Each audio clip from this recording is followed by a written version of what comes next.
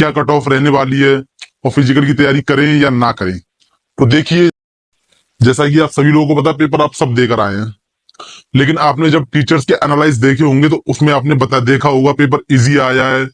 बहुत वो लोग कह रहे हैं पेपर बहुत ज्यादा इजी आया है, ऐसा पेपर नहीं आना चाहिए। मैंने बच्चों की वहां हालत देखी, उनकी शक्ल बता देती है कि पेपर कितना अच्छा गया है। आप एक बात बताइए, यदि आपसे कोई पूछेगा आपका पेपर कैसा गया, तो आप ऐसा बोल दोगे कि मेरा पेपर बेकार हुआ है? ऐसा कोई नहीं बोलता, सब बोलते पेपर अच्छा हुआ है। लेकिन रियलिटी उस स्टूडेंट, अगर हम हाँ जहां जीएस की बात कर लेते हैं, तो जो बच्चा सालों से तैयारी कर रहा है उसके लिए भी जीएस में मुश्किल से 18 से 20 क्वेश्चन।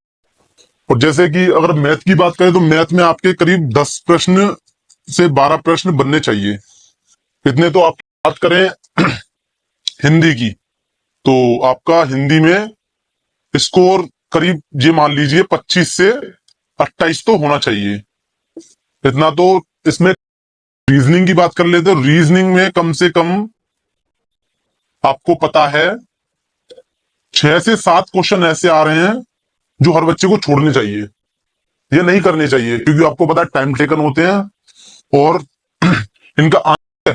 तो ये भी आपका संदेह खत्म हो गया होगा पेपर कैसा रहा। पेपर मॉडरेट था, पेपर कोई इजी नहीं था, तो आप किसी की बातों में ना आए कि पेपर इजी था, कट ऑफ हाई जाएगा, कट ऑफ बिल्कुल। लेकिन फिलहाल अभी आपको पता है कि करीब जो पेपर हुए हैं ये 3 शिफ्ट में 23, 24, 25 को, उसमें आपको पता है कम से कम 30% लोगों ने परीक्षाएं नहीं दी है, 30% लोगों ने परीक्षा नहीं दी है। तो कट ऑफ का असर तो यहां से भी आपको कम देखने को मिलेगा।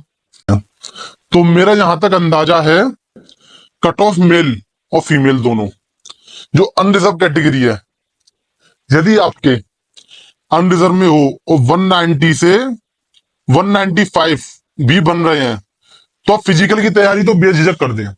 बाद में फाइनल कट ऑफ में कुछ इंक्रीमेंट होता है, वो बात अलग है, वो जब का जब देखा जाएगा। यदि आपके 190 से 95 बन रहे हैं तो आप फिजिकल की तैयारी बिल्कुल करें। यदि यहीं आप हम फीमेल की बात कर लेते हैं, तो फीमेल की कट ऑफ में आपको कम से कम 15 से 16 नंबर का फर्क देखने को मिलेगा। इसमें कोई दो राय नहीं है कि इसमें फर्क देखने को मिलेगा या नहीं मिलेगा, बिल्कुल मिलेगा। तो मैं यहां तक आपको जानता हूं, जितने भी हमारी फीमेल हैं, जितने भी हमारी सिस्टर्स हैं, जिस किसी का भी अगर स्कोर 175 से 180 के बीच आ रहा है, वो अपनी फिजिकल की तैयारी करते रहें। वो ये ना सोचे कि होगा या नहीं होगा, वो एक अलग बात है। आपको पता है जीडी की भी वैकेंसी आ रही है, तो उसके भी आप फॉर्म डालें, फिजिकल कहीं ना कहीं काम आएगा। ऐसा नहीं है कि फिजिकल काम नहीं आना, यूपी ऐसा ही भी आने वाला है और जेल वार्डन भी आने वाला है, आपको सब पता है। इसलिए अपने फिजिकल पे कभी भी ढील ना दें, फिजिकल अपना करते रहें। ईडब्ल्यूएस, ईडब्ल्यूएस में हमको अनरिजर्व से ज्यादा देखने को ओबीसी की बात, और ओबीसी और ईडब्ल्यूएस आपको पता लगभग सेम रहते हैं, तो आपको 1 या 2 नंबर का ही फर्क देखने को यहाँ पे मिलेगा। तो मैं ये कहूंगा ये भी यहाँ पे ऐसी रहे, और ये 172 से 180। अब आ जाते हैं एससी की बात। अब आपको पता है एससी कट ऑफ और एसटी कट ऑफ तो कम ही जाती है, इतना भी कम नहीं जाती लेकिन कम ही जाती है इनसे। जो हमारी ये 3 कैटेगरी हैं, इन तीनों से तो कम ही जाती है।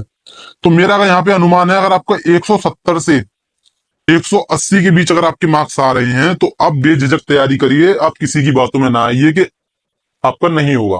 आपका बिल्कुल होगा, आपके मन में आपको कॉन्फिडेंट होना चाहिए कि होगा तो बिल्कुल होगा, आप कभी भी नेगेटिव ना बने। और यदि महिला की बात करें तो आप यहाँ पे 160 से 170, यदि यहाँ पे महिला 55 भी है तो भी वो तैयारी करती रहे, तो भी कोई दिक्कत नहीं है, 55 में भी आपका इजीली हो जाएगा।